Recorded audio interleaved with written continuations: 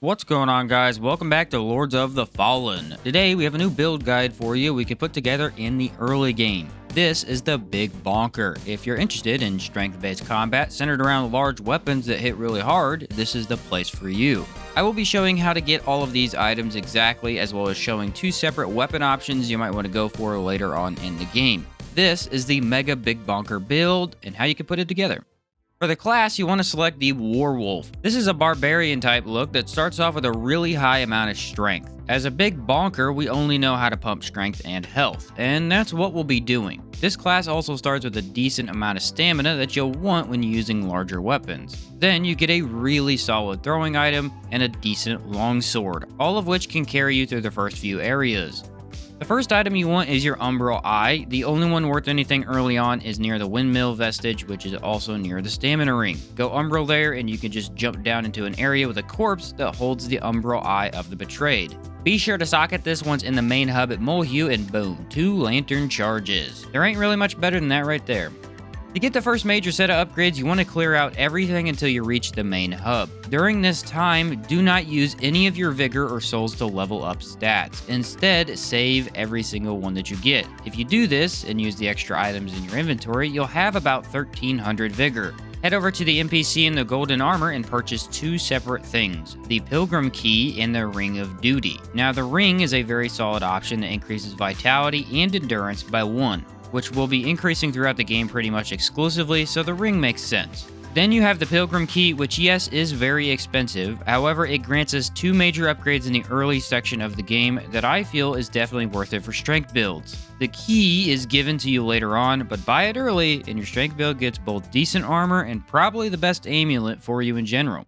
After the next boss fight with a flail-wielding lady, you'll reach a locked cage door. Use the Pilgrim Key here and you'll be given a Sacred Resonance armor set. You'll most likely not have the weight requirement to wear the full set yet, but as you're slowly increasing stamina, you'll eventually be able to equip everything. It's a decent set of armor for defense and honestly just looks perfect for strength builds. The Unga Bunga two-handers that only know how to hit hard. A bell for a helmet seems fitting.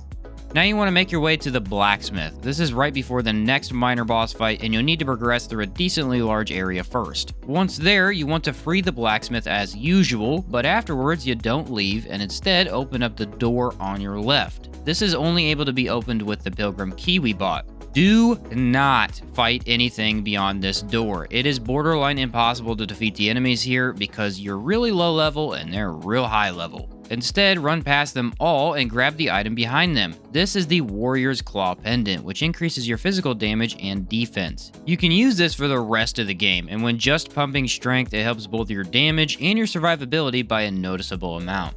Your main weapon will be the Angel's Axe. This requires you to make it to the swamp, but once you're there, you can go Umbral and stick to the left wall. At the very beginning, you'll run into a corpse that holds the axe. Now be aware this axe is ridiculous when it comes to damage. You have some super strong attacks that stagger back enemies, and the charge heavy flattens boss health quickly. Additionally, you have the LB and RT button combo that you can simply spam over and over. This will jump up and smash enemies over the head, which can even place them on the ground if they're humanoids. This is a really strong item that just gets the job done right. Be aware this item does suck when you're facing groups if you have it in its two-handed form, but wield it one-handed and you can hit everyone at once with horizontal swings. Mess with the combos and it's gonna feel amazing.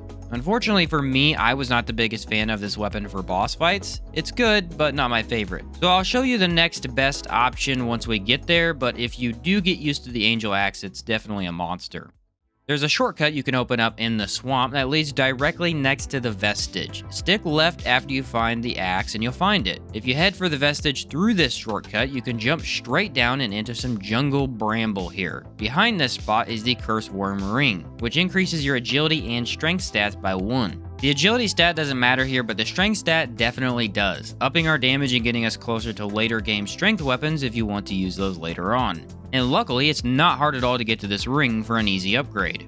Now, the throwing item you want is actually a crossbow, specifically one called the Trapper Crossbow. If you defeat the snake creatures near the semi-hidden shrine of a deer vestige point, you might get them to drop it. This crossbow deals burn buildup and overall is excellent for damage, scaled straight into strength. Unfortunately for me, I farmed it for a little bit and was not able to get it to drop on this run. If that happens, the traveling merchant does sell one, but not till much later in the game. So if that's the case for you, instead go for the poison spear. This is back in the swamp, and if you go to the beginning area where there's a bonfire, you'll see a large pool of water in front of you. These witch doctor freaking annoying enemies will be there as well. Enter the Umbral and you can enter a cave on the left side under where the water was. At the end, you should pick up the poison spear. It scales in strength, but badly. I personally like it because in just a few throws, you can inflict poison on an enemy, which is damage over time we're not going to scoff at. For some particularly challenging enemies, you could throw this until they're poisoned and just hide. Waiting until a final axe swing is going to finish them off. For bosses, it just gives you that much more damage that you're dealing, and since the axe requires you to be a bit more precise and maybe attack more carefully, the spear just feels really nice as a complementary item. Again, the crossbow is your best bet, but with an early game build, the poison spear can get you to that point nicely. If you end up liking the axe, awesome, I'm really happy you enjoy it. If not, here is the next weapon you're going to want to move into after the axe. Once you reach the fire area, or the vestige of Lydia the Numb Witch, you're almost directly next to the weapon. Leave down and out into an area with some traps. Once here, take a left and use the lantern to phase through the wall in front of you. Open the chest inside and you get the Sword of Skin and Tooth. I'm currently using this in my late game character and it is excellent. Scaling B- in strength when you find it, dealing burn buildup and fire damage, and of course being a sword movement that you might be more familiar with. If you don't want the axe, this is perfect and only requires a few more stats into strength to use that you'll probably get to right after you find the sword.